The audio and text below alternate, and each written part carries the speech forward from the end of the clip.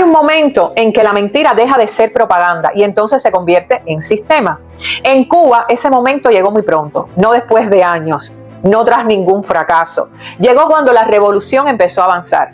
Y a menudo se dice que el conflicto con Cuba nació por intolerancia o por decisiones extremas. Pero la historia demuestra otra cosa. La agresión comenzó cuando Cuba decidió ser soberana. El primer hecho fue una condena sin crimen.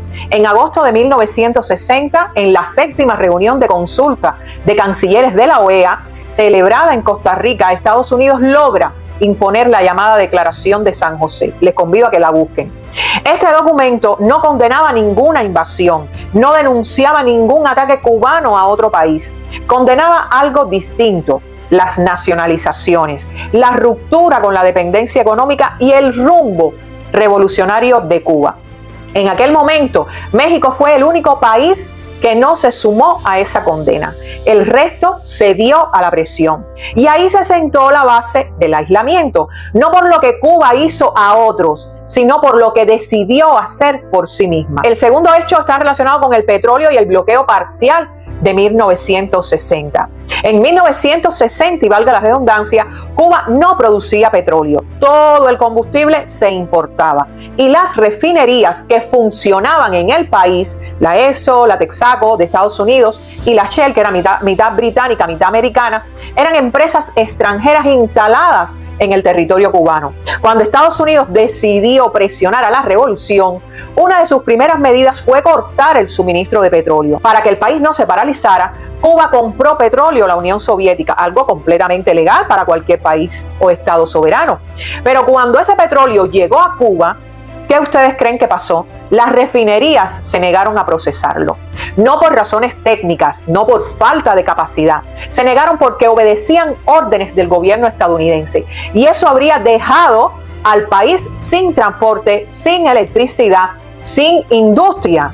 Ante este sabotaje, Cuba actuó como cualquier país responsable. Intervino y nacionalizó las refinerías, ofreciendo compensación basada en los valores que las propias empresas habían declarado. Así que no fue un robo, no fue una confiscación arbitraria, fue una respuesta a un intento de asfixia.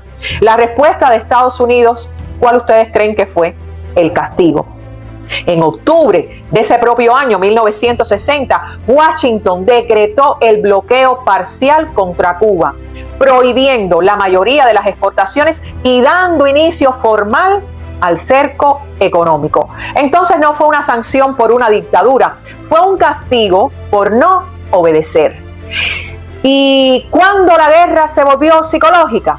Pues miren, como el cerco económico no bastaba, había que romper algo más profundo: la confianza, la familia, la moral del pueblo. Y ahí es donde la mentira entonces se volvió sistema. Se fabricó el miedo, se amplificaron rumores, se habló de caos y de persecución. Entre 1960 y 1962 se ejecutó la Operación Peter Pan, donde más de 14,000 niños cubanos fueron enviados solos a los Estados Unidos tras una campaña que aseguraba falsamente que el Estado les quitaría la patria potestad a sus padres. No existía ninguna ley que permitiera eso, nunca existió. Eso fue una guerra psicológica, no con tanques, sino con pánico inducido. Entonces, la mentira religiosa entró en este capítulo. Porque mientras en el exterior se hablaba de persecución religiosa, tienen que saber que en Cuba no se prohibió el culto, ni se cerraron las iglesias de forma general.